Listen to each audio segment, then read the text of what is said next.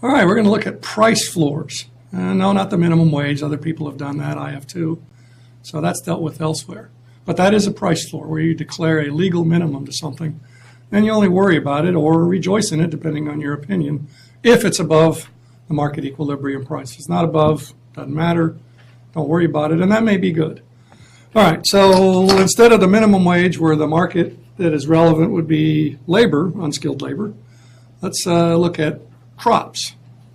Okay, this is an area where there are price floors in agriculture. All right, so we'll move over to our graph and look generically at crop X. Okay, and we see here that 150 tons per year would be demanded and supplied if we let the price be at the equilibrium, but I chose not to clutter up my graph with this number since it doesn't pertain to anything that we do, but we see that the minimum declared at $120 per ton is above this price here that would be the market clearing price if we left things alone. All right, so if we do nothing other than just declare a minimum price that's higher than it would be in a pure market setting, we end up with surplus initially. A lot of frustrated sellers who would like to be selling 260 tons per year at the $120 per ton minimum price. But the consumers out there saying, no, not that price. I know you'd love to be selling this much to 260, but at that price, I only want 68. Okay, so if that's all you do, you initially, I keep saying initially because the producers are going to wise up. If they keep producing 260 and they can only sell 68, and they've got 192 tons per year left over just sitting around rotting or on the black market, and they're eventually going to wise up and not produce more than they can sell. But anyway, initially, until they discover that there will be a surplus, once they do cut production back in the legal market, there probably will be black markets. Why? Well, because at this minimum price, the cost to produce another ton is only $53 a ton. So we're looking at a $67 a ton difference between what some marginal buyer, some additional sales could fetch, and the additional cost of a lot less than that as an incentive to do the black market. So we'll neglect that fact other than to keep it in the back of our mind as a reason that this isn't good. All right, so we produce only 120, and the amount that's efficient to produce is 150. By efficient, I mean the incremental cost at that level. Okay, and that's what demand reflects. Incremental supply is incremental cost, demand is incremental benefit. At a quantity of 150 tons per year, an additional ton would cost a little bit more than an additional ton would be worth to somebody else. So that's where we stop. The 150th ton per year just barely yields enough benefit to somebody out there to overcome the opportunity cost of providing that 150th ton per year. All right, so we get area A is what we call a deadweight loss. From 68 tons per year to 150 tons per year, the additional value is more than the additional opportunity cost. Okay, so it's like leaving money sitting on the table. If we would produce another 82 tons per year, we would derive the difference between these two lines. That's area of this triangle that my finger is outlining. Okay, so it's money sitting on the table. We leave it sitting there. We call it a deadweight loss, area A. I'm going to put up a piece of paper in a little bit that shows the calculation, but basically you're going to find the area of this triangle to find out the annual loss to society from producing only 68 tons per year as opposed to 150. All right, so the government declares this minimum price, and they hardly ever go, oops, and say, oh, never mind, sorry, mistake, black markets, no, frustrated sellers, not good. What typically happens is something else is done to sustain the alleged wisdom of this initial action at declaring this minimum price. And one of those could be, and often has been, something called a price support. Now, as the term implies, support, it means that there's going to be some additional purchasing to support the price to keep it from falling through surplus from below 120. All right, so ultimately that means in this case, which is probably bigger than it usually is, the 260 versus 68, it's probably larger percentage-wise than the usual amount of surplus. And again, it's easy to see on the graph, and so there it is. So the government, as taxpayers, are going to have to purchase 192 tons per year so that the quantity demanded is equal to the quantity supplied of 260 at 120 tons per year. Okay, and that's called a price support. Okay, so now the amount produced is going to be Q sub S.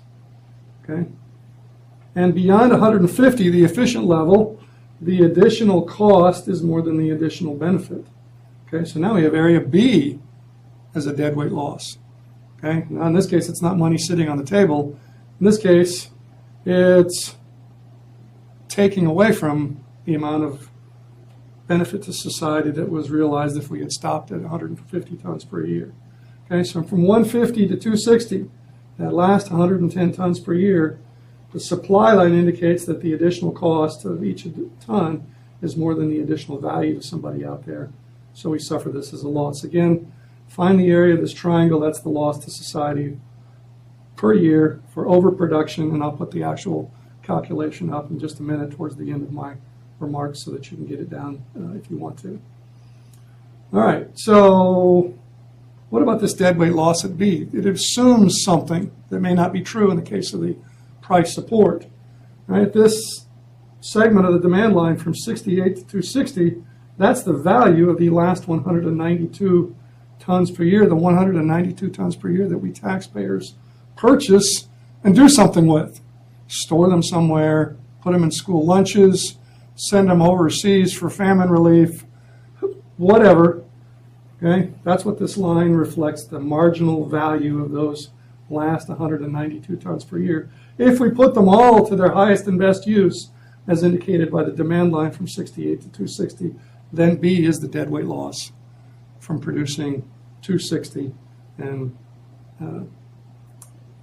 But it could be larger. Why could it be larger? Well, if we take that 192 tons per year and put it in storage somewhere and a bunch of rats eat it, who knows whatever happens to it, we give it away. You know, some folks are out there that are interested in buying X, but they're not willing to pay very much. Maybe some of them will get their hands on it. So the bottom line is, with a price support, the deadweight loss could be much bigger than B. Okay, this is a minimum deadweight loss with the price support mechanism for avoiding the surplus if we just mandate the price and then step back and leave it alone. All right, so what if we regret having to buy 192 tons per year or more? Okay, because over time the supply might increase if this is a very profitable price, probably will. We run out of places to store it all. What are we going to do if we still don't want to go, oops, and just repeal all of this and say just go back to the market? Well, there's another way to handle it, and that's called a price guarantee approach. And with the price guarantee approach, we just say, okay, you producers of X, you're eventually going to get 120 tons per year.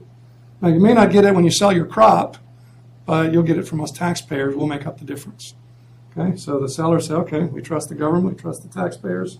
We're going to get 120 tons per year. Okay, we're going to therefore produce our 260 tons per year.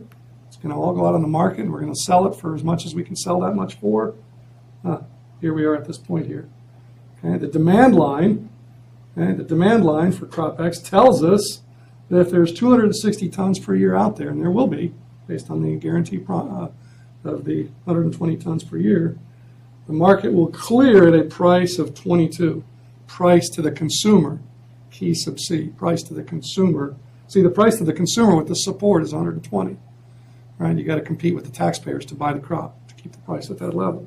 But the price guarantee, which is one advantage of it, it's good for poor people, right? Right? For the poor people that rely on this crop, maybe X is rice or something. A lot of countries, that's the main item that folks eat. Okay, so the price guarantee will subsidize the poor at least. Price to the consumer will be a lot lower. The price guarantee means that us taxpayers are on the hook for $98 per ton per year. Okay, we've got to make up this difference, right? The price sold at is going to be $22. The producer is going to say, you promised 120, that's all I could get on the market. You owe me the difference. $98 times 260 is the cost to the taxpayer. Again, I'll put that up, calculations up here in a minute. And in fact, I guess I'll do that right now while I continue to talk about this a little bit more. Okay, so here are all the calculations that were made, that were shown, but not written down. Just I think it's kind of boring to to be scribbling equations up. But there they are. Okay, so with the mandate only, okay, the price to the consumer is the price mandated, 120. The deadweight loss is area A, and here's the calculation for area A. Okay, the 120 minus 53. Okay, where does that come in? Okay, that's the one side of this triangle, 120 minus 53. And then the other side of the triangle is the 150 minus 68. Okay, so base times height divided by 2 is 2747, the actual size of the deadweight loss. All right, so if we move on to the price support, area B, okay, 120 minus 22, okay, 120 minus 22 is the one side of the triangle, 260 minus 150 is the other side of the triangle, divide by 2. Area B is 5390 per year, and given away some of what we gained if we had stopped at 150.